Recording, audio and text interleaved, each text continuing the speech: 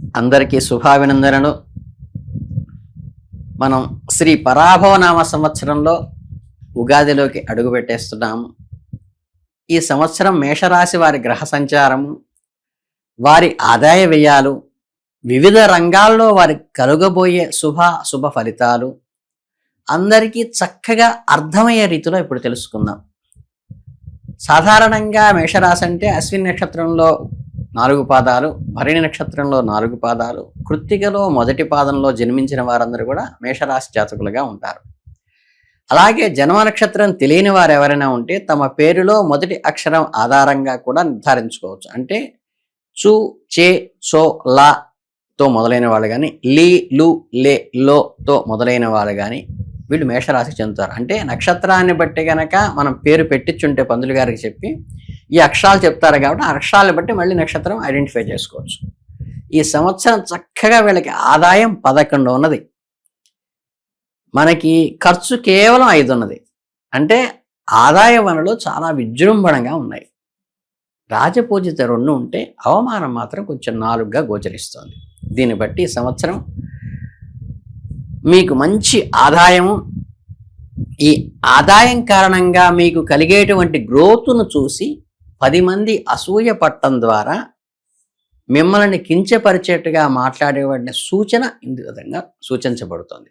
ఇక ఈ సంవత్సరం గ్రహ సంచారం లోతుగా పరిశీలిస్తే బృహస్పతి జూన్ 1వ తేదీ వరకు తృతీయ స్థానంలో 3వ ఇంట్లో సంచరిస్తారు. తదుపరి అక్టోబర్ 30వ తేదీ వరకు అర్ధాష్టమ స్థానంలో ఉంటారు. అనంతరం జనవరి 24వ తేదీ వరకు పంచమ స్థానంలో 5వ ఇంట్లో సంచరిస్తారు.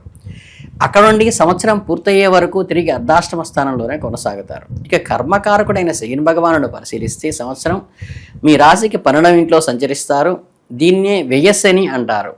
ఇక ఛాయాగ్రహాలైన రాహువు మరియు కేతువుల సంచారం గమనిస్తే అక్టోబర్ 1వ తేదీ వరకు రాహువు 11వ ఇంట్లోనూ, కేతువు 5వ ఇంట్లోనూ ఉంటారు. తదుపరి రాహువు 10వ ఇంటికి చేరుతారు, కేతువు 4వ ఇంటికి చేరుతారు. ఇది గ్రహ సంచారం మూలంగా చూస్తే ఈ సంవత్సరం దీనివల్ల మేషరాశి వారికి ప్రధానంగా ఏలినాటి శని ప్రభావం బలంగా ఉండటం వల్ల జీవితంలో అనేక రకాలైన ఒడిదుడుకులు ఎదురయ్యే అవకాశం ఉంది. ఈ ప్రభావం వల్ల అనుకోని కష్టాలు రావటం, సాఫీగా సాగుతున్న వ్యాపారాలు హఠాత్తుగా నిలిచిపోవటం వంటివి జరగవచ్చు. వృత్తి మరియు వ్యాపారాల్లో అనేక ఆటంకాలు ఎదురవుతాయి. కొద్దిగా ధన నష్టం కూడా సంభవించవచ్చు. ఇందువల్ల అవమానాలు ఎదుర్కోవటం, ఊహించిన సంఘటనలు జరగటం, క్లిష్ట పరిస్థితులను మీరు ఎదుర్కోవలసిన పరిస్థితులు అయితే సూచిస్తున్నాయి. ఈ సంవత్సరం ప్రతి పనిలోనూ 1కి 4 సార్లు ఆచితూచి అడుగు వేయండి. వివిధ వృత్తులు రంగాల్లో ఉన్న వారికి ఈ సంవత్సరం ఎలాంటి ఫలితాలు ఉండబోతున్నాయో ఇప్పుడు తెలుసుకుందాం. ఈ సంవత్సరం కళత్ర జీవిత భాగస్వామి మూలక చిక్కులు ఏర్పడే అవకాశం ఉంది. పరోపకారం చేయాలనే కోరిక బలంగా ఉన్నప్పటికీ పితృపక్షం, తండ్రి వైపు బంధువుల నుండి ఆందోళనలు ఎదురవుతాయి. పదవిపై వ్యామోహం దీనికోసం అధిక శ్రమ పడాల్సి వస్తుంది. ఉన్నత హోదాలలో, హై అఫీషియల్స్లో దానికోసం పోటీ తత్వం ఎక్కువ పెరుగుతుంది. సంతానం వల్ల సుఖం కలుగుతుంది. పుణ్యక్షేత్రాలు సందర్శించే యోగము ఉంది. సామాన్య ఉద్యోగుల విషయానికి వస్తే అనారోగ్య సూచనలు కొద్దిగా కనిపిస్తున్నాయి. అంటే సంతోషకరమైన వార్తలు వింటూ మీ చేతిలో డబ్బు చక్కగా ఆదాయం వస్తూ దానికి తగ్గ ఖర్చు పెరుగుతూ మన గ్రోత్ను చూసి అవమానించాలనుకునే వాళ్ళు పెరిగే సూచన కనిపిస్తుంది. ఇకపోతే అధిక ధనం వ్యయం అయ్యే సూచనలు కూడా ఉన్నాయి. ఉద్యోగంలో విచారము, అసంతృప్తి ఉన్నప్పటికీ మీకు అనుకూలమైన ట్రాన్స్ఫర్ వచ్చే అవకాశం ఉంది. కాంట్రాక్ట్ పనులు చేసేవారికి కుటుంబ సౌఖ్యం ఉంటుంది. వాణిజ్యపరంగా కూడా మంచి లాభాలు వస్తాయి. అలాగే వ్యాపారం చేసేవారికి సంవత్సరంలో కొన్ని నెలలు అత్యంత లాభదాయకంగా ఉంటుంది. ముఖ్యంగా మార్చి, మే, జూలై, ఆగస్టు, నవంబర్ మరియు డిసెంబర్ నెలలో చక్కని లాభాలు వస్తాయి. అలాగే రైస్ మిల్లర్స్కి అయితే సామాన్య ధనలాభం ఉంటుంది. కొంత ద్రవ్య నష్టం జరిగే అవకాశం ఉంది. అధికారుల నుండి ఒత్తిడి కూడా ఉద్యోగస్తులకు కలిగే అవకాశం సూచించబడుతుంది.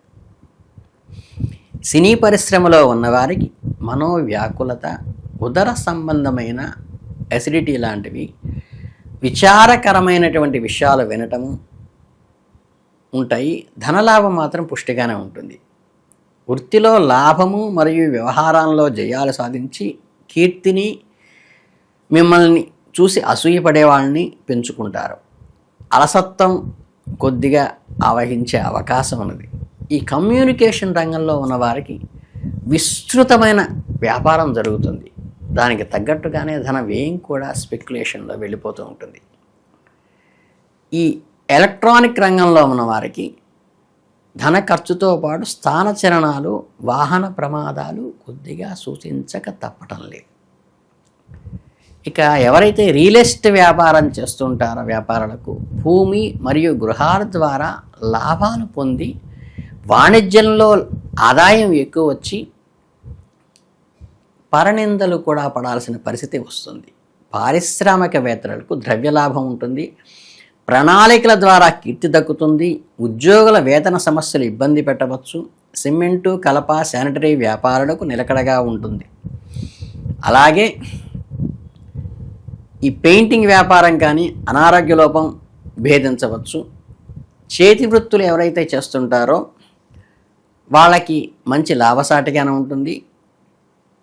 ఆభరణాలు తయారు చేసే వాళ్ళకు కూడా చాలా అనుకూలమైనగానే చెప్పవచ్చు. ఈ సంవత్సరం కలిసి వచ్చే అంశాలు మరియు అదృష్ట సంఖ్యలను పరిశీలించినట్లయితే 2, 3, 8, 9, 11 అదృష్ట సంఖ్యలుగా ఉంటాయి. అలాగే బుధ, శని, మంగళవారాలు మీ అదృష్టాన్ని కలిగించే వారాలుగా చెప్పబడతాయి. రత్నధారణ విషయానికి వస్తే అశ్విని నక్షత్రం వాళ్ళ వైడూర్యాన్ని, భరణి నక్షత్రం వాళ్ళ వజ్రాన్ని, కృతికా నక్షత్రం వాళ్ళ కెంపుని ఉంగరాల్లో ధరించేటువంటి అవకాశం ఉన్నవాళ్ళు, ఇంట్లో అవకాశం ఉన్నవాళ్ళు మాత్రం అవి ధరించవచ్చు, లేకపోయినా ఇబ్బంది లేదు. ఏలినాటి శని మరియు ఇతర గ్రహాల ప్రతికూల ప్రభావం ఎక్కువగా ఉన్నాయి కాబట్టి చక్కగా శనికి తైలాభిషేకం చేసుకోవటం కానీ, శనివారాలు ఉపవసించి విష్ణువుని కానీ హనుమంతుడికి కానీ అభిషేకం చేయటం వల్ల ద్వారా కూడా ఆ దోష నివారణ అవుతుంది.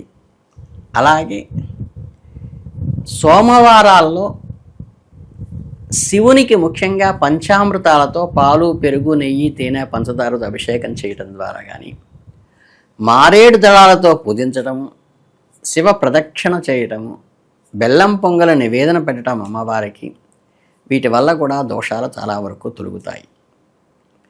శనీశ్వరుకు జమ్మి ఆకులతో పూజ చేయటము, నువ్వుల నూనెతో శనికి అభిషేకం చేయటము, శనిసింగరాపూర్ లాంటి చోటుకి వెళ్ళినప్పుడు లల్లని వస్త్రాలు మరియు నువ్వులను దానం చేసే అవకాశము పుచ్చుకునేవారుంటే ఇవ్వటం మంచిది.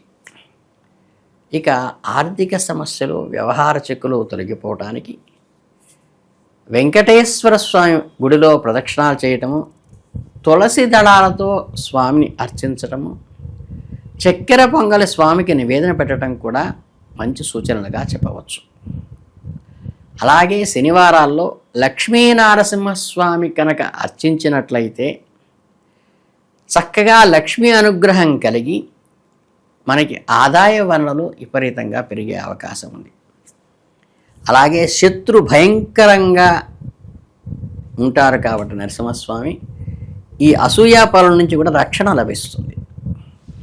ఆరోగ్య సమస్యల నుండి బయటపడటానికి శుక్రవారాల్లో దుర్గాదేవి ప్రదక్షిణ చేయటం కానీ, లలితా సహస్రనామం పారాయణం చేయటం ద్వారా కానీ ధనప్రాప్తి కలగటానికి, అలాగే మంగళవారాల్లో ఆంజనేయ స్వామికి ప్రదక్షిణలు చేయటం, ఆకు పూజ చేయించుకోవటం, గోధుమ అప్పాలు నివేదన పెట్టటము, వీటి వల్ల ఏంటంటే రక్షణగానం ఉంటాడు.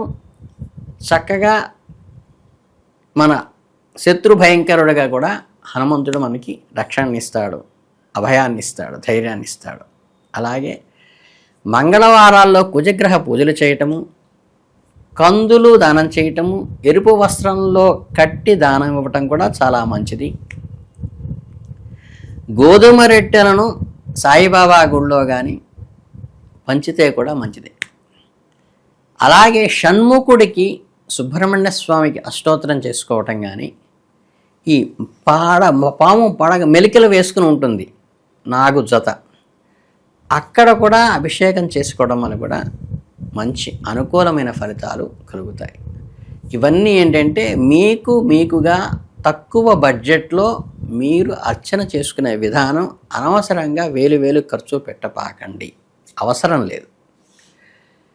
ఇకపోతే ఏలినాటి శని ప్రభావం వల్ల కొద్దిగా కొన్ని కష్టాలు, ఆటంకాలు ఎదురవుతుంటాయి. వాటిని తట్టుకునే మనస్తత్వం ఏర్పరచుకోండి, డీలా పడిపోకండి.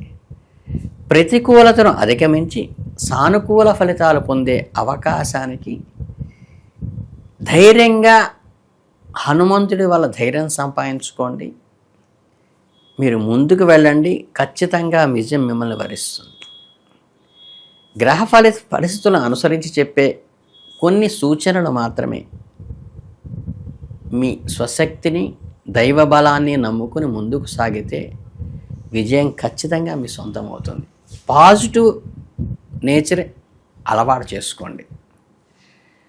ఆప్టిమిస్టిక్గా ఉండండి, పెసిమిస్టిక్గా ఉండబాకండి. మీ అందరికీ ఈ సంవత్సరం అద్భుతంగా జరగాలని మనస్ఫూర్తిగా కోరుకుంటూ శుభమస్తు.